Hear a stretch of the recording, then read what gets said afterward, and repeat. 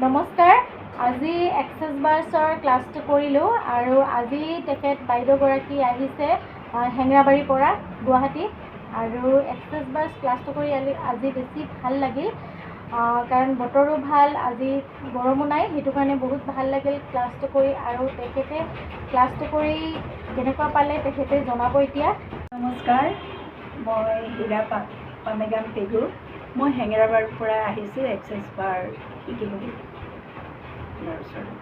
ভাল লাগিছে, আজি নতুন বস্তু এটা শিকিলোঁ আৰু আমাৰ এতিয়া নিগেটিভিটিটো সম্পূৰ্ণ আমি আঁতৰাবলৈ পাৰিম বুলি মই ভাবিছোঁ।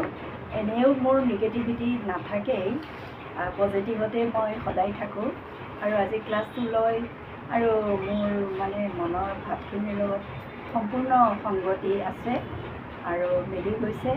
আৰু আমি নিজকে এক্সেছ বাৰ লৈ পেলাই আমাৰ যথেষ্ট উন্নতি সাধন কৰিব পাৰিম। নিজৰ আমাৰ সুপ্ত জ্ঞানখিনিও আমি বিকশিত কৰিব পাৰিম আৰু সম্পূৰ্ণ নিগেটিভিটি আমি ধ্বংস কৰিব পাৰিম, আঁতৰাই দিব পাৰিম আৰু নিজৰ ঘৰৰ সদস্যসকলৰ সৰু সুৰা যিবোৰ অসুবিধা আছে সেইবিলাকো দূৰ কৰিব পৰা যায় এক্সেছ বাৰৰ জৰিয়তে।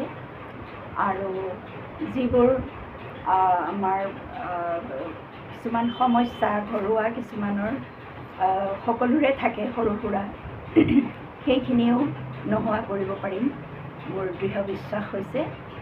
আৰু যিবোৰ অসুখ বিসুখ সকলোৰে আজিকালি অলপ চলপ থাকেই, মানুহ মাত্ৰেই কিবা নহয় কিবা এটা থাকেই, সেইখিনিও আঁতৰাব এক্সেছ বাৰৰ জৰিয়তে, এক্সেছ বাৰৰ থেৰাপিৰ জৰিয়তে সম্পূৰ্ণ সেইখিনি নিৰ্মূল কৰিব পৰা যাব বুলি মোৰ দৃঢ় বিশ্বাস হৈছে।